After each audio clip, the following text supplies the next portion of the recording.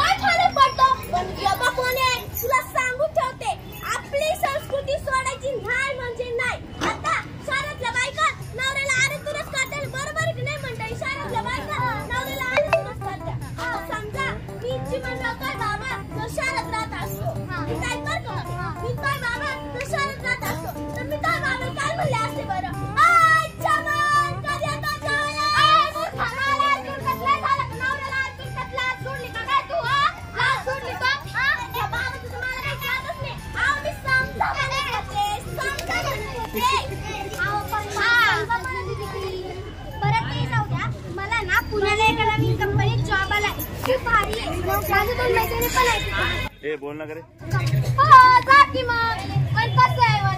तुझं आता वय होत चाललंय आपण तुझ्या लग्नाचं पाहून घे ना पहिले आज माझे मित्र येणार आहे सज्जनराव तुला पाहिला कुठले बाबा अगं ते तिकडचे नाशिकडचे बघू काय होतं ते आता तुझा पाहिलं ते कपडे बघत आली कुठून तुला अंगूठ घालून लाज आहे का तुला काही जाते जाते पण एक सांगू हा बोल पटकन कान करा ए बावटा ना काय जम केला मी बायला झाला असतं हे बावटच काढते हा एक माय बायको माय जीव जगतीने एक माय पोट हा असंच साले इकडे दारा कुणीतरी आलोय मी काय करू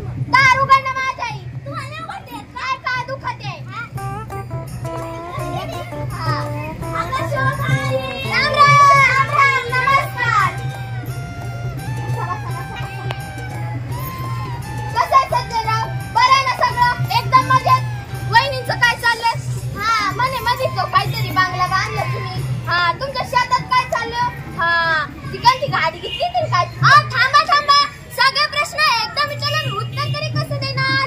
हा ते पण बरोबर आहे बरं का तुमचं, सगळं उत्तम आहे. गाडी आहे, 2 मजली बंगला आहे, वहिनीचं सुद्धा चांगलं आहे, एकावर एक 2 मजली बंगला आहे, क्रीटा गाडी सुद्धा आहे.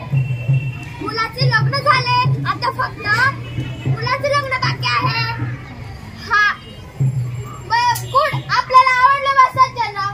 मला सांगा सज्जनराव, तुमचा मुलगा काय करतो? अहो शेतीच करतो, 12वीत चांगल्या मार्काने पास झालाय. या 2 मुलींचे लग्न करून देता मुलाचे लग्न बाकी राहिलंय. मला कळले चिमणाकडे एक मुलगी फार सुंदर मुलगी आहे, म्हणलं चला जाऊन यावं. हा तुमचं सगळं बरोबर आहे सज्जनराव, पण कसं आहे मायपुरी लागतोय नोकरीवाला नवरा. मायपुरीचं वय जर 30 वर्ष झाले ना मंडळी, तरी तिला काय शेतात काम जमणार नाही. मग तुमचे तिचे सारखे वाद होत राहत, मग तुम्हीच सांगा काय करायचं. अहो तिने घराचं स्वयंपाक पाणी केलं तरी बाद झालं ना, आम्ही कुठं तिला म्हणणार आहे ऊस खुरप शेण काढ, काय तुम्ही बी चिमणराव.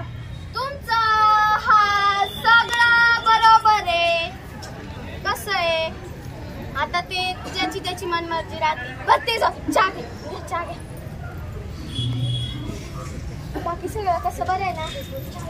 मग शेवटी आपली पोर आहे, आपलीच पोरीचा गोडच चहा राहतो. वनिता बेटा कशी आहेस? मी मस्त आहे, आय एम व्हेरी गुड. हे बघा चिमणराव, हल्ली मुलं किंवा मुली ना नुसती इंग्रजी मारतात, त्यांच्या आईला कळण बापाला कळण आपली लेकरं काय बोलतात ते. अहो सज्जनराव, तुम्हाला माहिती का तरी आपण दिवसातून किती इंग्रजी बोलतो? काय टाइम झाला, गाडी लेट झाली, बरं ते जाऊ द्या. तुमच्या खिशात काय बरं ते?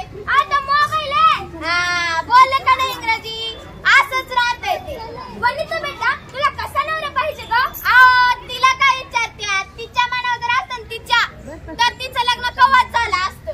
तुम्ही बी असे प्रश्न विचारता काय हो? हा हो पप्पा, हो काका, आमचे पप्पा आहे ना पप्पा, त्यांना आवडणाऱ्या मुलाशीच माझं लग्न लावून देणार, हो का नाही पप्पा? आणि काका नांदायला काही ते जाणार का? मी जाणार ना.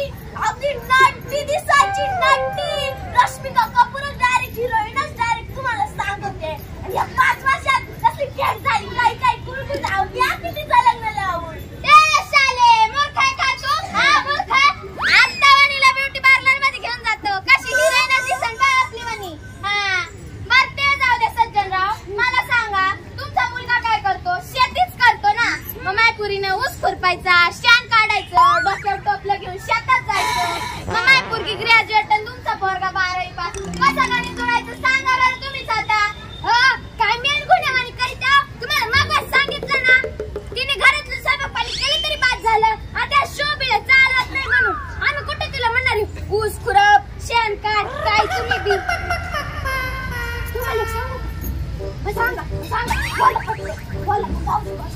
अहो माझ्या मित्राने शानराव नाही ना, त्याच्या मुलीचं 20 लाख रुपये खर्च करून थाटा माटा हात लावून दिलं.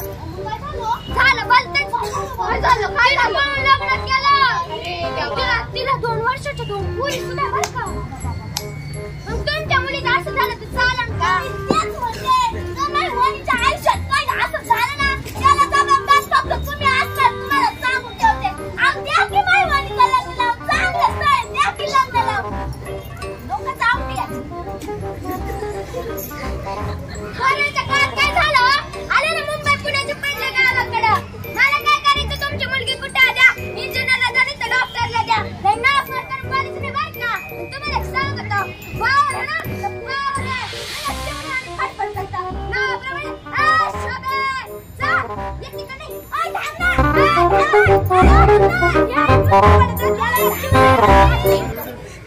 जायला माझ्या घरचा चहा पिऊन गेला. माझ्या घरचा चहा पिऊन गेला. तो सज्जन मला उलटा बोलून गेला. याला तर अक्कलच नाही. चालली होती त्याच्या माग. हा उगा नवरा आहे म्हणून नाही तर कुत्र्याने झोडून काढलं असतं. तुम्हाला चांगली आयती ना 2 बोलत होती ना चालली तरी चालेल का?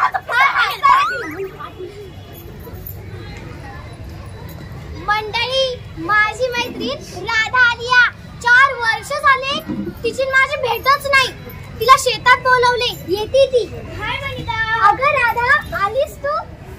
कशी आहेस तू? अगं किती दिवस झाले आपली भेटच नाही. मी पुण्याला गेल्यापासून इकडे येणंच नाही ना ग, त्यामुळे. हो ना, तुझं लग्न झाल्यापासून मला एक पण मैत्रीण नाही. मैत्रिणी खूप आहेत ग, पण तुझ्यासारखी नाही ग. अगं असं काय बोलतेस की शाळेपासूनच परत येत आहोत. तुझ्या लग्नात काही ठरलं की नाही अजून? अगं काय होत चाललंय तुझं? होय चाललंय. आलो आता परवा स्थळ. मग काय झालं? अगं त्याच्या घरी सगळं काही चांगलं. गाडी बंगला शेती सगळं काही ठीक. पण मुलगा 12वी पास ग. पप्पा नाही म्हणतात. तुला काय वाटतं? तुझं मत काय आहे?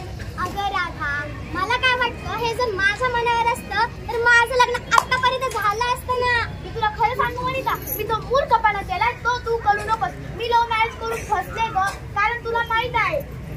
हो आता मी येते. आईने घरी लवकर बोलवलंय. काय ग आता आली लगेच चाललीस? मला नाही, मला आईने घरी लवकर बोलवलंय. येते मी.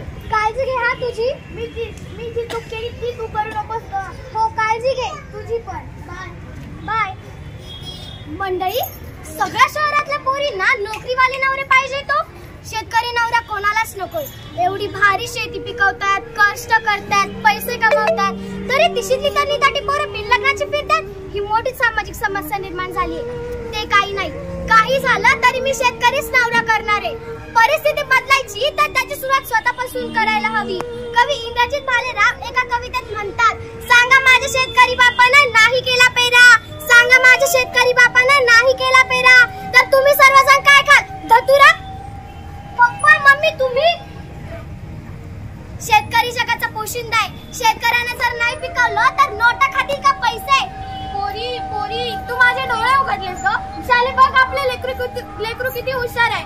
शेतकरी असून मी चुकीचा विचार करत होतो. शेती करणं कमीपणाचे लक्षण नाही. शहरातल्या रोगटळेपेक्षा ग्रामीण भागाकडे जगतील ते सुखी समाधानी जगतील. त्यांचे आरोग्य चांगले राहील. शहरातल्या लोकांची किती मोठी परवड ग. त्यांना बीपी डायबिटीज हार्ट अटॅक सारखे आजार जडलेत ग. मंडळी शाने हो आता. शेतकऱ्यांची पोरं जातील कुठं? त्यांना पोरी देऊ. दोष तुमचा आमचा नाहीये, दोष सरकारचा आहे. राबायचं, अहोरात्र मेहनत करायची, पिकाला तळहातावरच्या फोडासारखं जपायचं आणि जेव्हा केव्हा तो माल बाजारात विकायला तेव्हा नेमके भाव खाली. ती परिस्थिती बदलायची कोणी? आपणच सगळ्यांनी. चला तर मग निश्चय करूया. शेतीमालाला हमी भाव मिळालाच पाहिजे. शेतीमालाला हमी भाव मिळालाच पाहिजे. शेतकरी पुत्रांना मुली दिल्याच पाहिजे. शेतकरी पुत्रांना मुली दिल्याच पाहिजे. आतापर्यंत तुमचं डोळे उघडलं? हो ग, सगळं आपल्या मुलीमुळेच झालं ग. आता वाट कसली बघते? सध्या दाखवून तुम्ही ना पटापट तयारी करा. मला शुभ मंगल.